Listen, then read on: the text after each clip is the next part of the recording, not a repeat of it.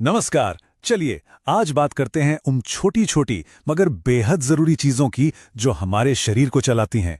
आज हम विटामिन्स और मिनरल्स की दुनिया में गहराई से उतरेंगे। ये वो अनदेखे हीरो हैं जो हमें सेहतमंद और एक्टिव बनाए रखते हैं। तो आज हम क्या क्या देखने वाले हैं? सबसे पहले हम समझेंगे कि ये अनदेखे जरूरी तत्व क्या हैं। फिर विटामिन्स की एबीसी जानेंगे, मिनरल्स के ताने बाने को समझेंगे और देखेंगे कि इनकी कमी से क्या होता है। और आखिर में अपनी न्यूट्रिशनल टूल किट तैयार करेंगे। तो शुरू करें। तो चलिए शुरू करते हैं हमारे पहले सेक्शन से, दी अनसीन एसेंशियल्स। मतलब वो छोटी छोटी शक्तियां जो हमारी सेहत की बुनियाद हैं।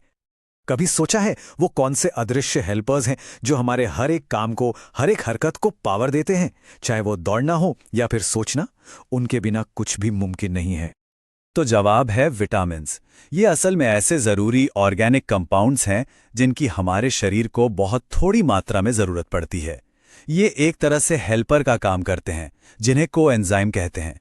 ये शरीर के अंदर होने वाले केमिकल रिएक्शंस में मदद करते हैं, जिससे हमारा मेटाबॉलिज्म, इम्यूनिटी और ग्रोथ सब कुछ ठीक से चलता है। तो अब ये तो समझ आ गया कि विटामिन्स क्या हैं, लेकिन ये कितने तरह के होते हैं? चलिए अब विटामिन्स के अलग अलग प्रकारों को समझते हैं। देखिए, विटामिन्स की दो मेन फैमिलीज होती हैं।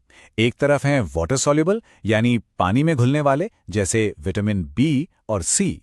ये शरीर में स्टोर नहीं होते, इसलिए इन्हें रोजाना लेना जरूरी होता है। और दूसरी तरफ हैं फैट सॉल्युबल यानी फैट में घुलने वाले, विटामिन ए, डी, ई और के।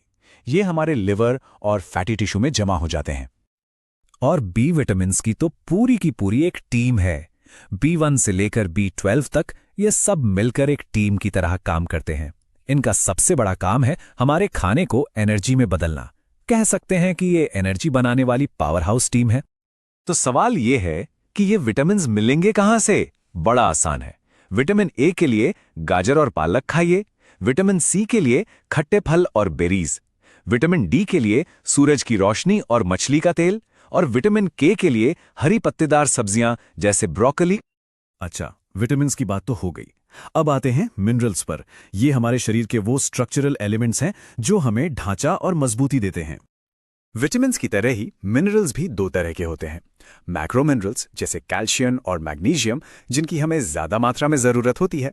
और दूसरे हैं ट्रेस मिनरल्स जैसे आयरन और जिंक, जिनकी बहुत थोड़ी सी मात्रा ही काफी होती है। ये टेबल देखिए, इसमें कुछ जरूरी मिनरल्स के बारे में बताया गया है। जैसे कैल्शियम जो दूध से मिलता है, हमारी हड्डियों और दांतों के लिए बहुत जरूरी है। आयरन जो पालक और रेड मीट में होता है, वो हमारे खून में ऑक्सीजन पहुंचाने का काम करता है। और आयोडीन जो आयोडाइज्ड नमक में मिलता है, थायराइड हार्मोन बनाने के लिए जरूरी है। लेकिन क्या होता है जब शरीर को ये जरूरी चीजें ना मिलें? चलिए अब देखते हैं कि इनकी कमी से क्या क्या हो सकता है। स्कर्वी, ये नाम शायद कई लोगों ने सुना होगा, खासकर पुरानी कहानियों में जहाजों पर लंबी यात्रा करने वाले नाविकों के बारे में।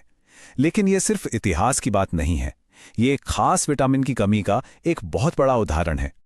ये होता है विटामिन सी की कमी से, और इसके लक्षण देखिए। मसूड़ों से खून आना, इम्यूनिटी का कमजोर हो जाना, हर वक्त थकान महसूस होना और जोड़ों में दर्द। सोचिए, बस एक विटामिन की कमी से कितनी बड़ी परेशानियां हो सकती हैं। पेलाग्रा, ये एक और गंभीर बीमारी है जो विटामिन की कमी की वजह से होती है। ये होता है विटामिन B3 यानी नियासिन की कमी से।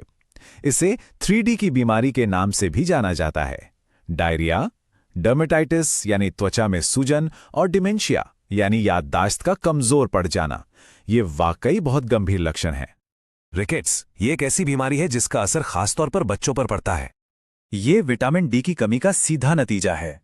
बच्चों में इसे रिकेट्स कहते हैं, जिससे उनकी हड्डियां कमजोर हो जाती हैं, और बड़ों में इसे ऑस्टियोमलेशिया कहते हैं, जिसमें हड्डियों और मांसपेशियों में दर्द रहता है। एनीमिया, थकान, ये आयरन की कमी के सबसे आम संकेत हैं।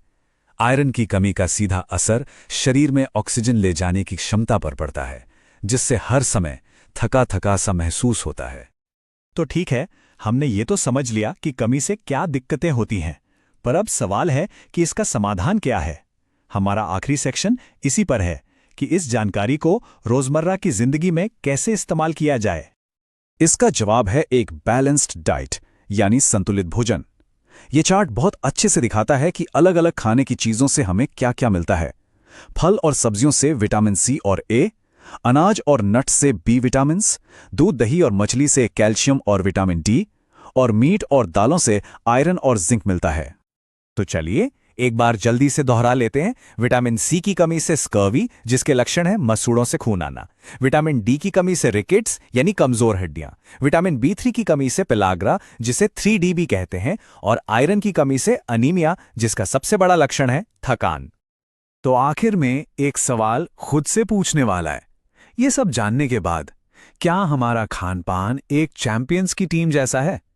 क्या हम अपने शरीर को वो हर जरूरी चीज दे रहे हैं जिसकी उसे बेस्ट परफॉर्म करने के लिए जरूरत है? ये सोचने वाली बात है।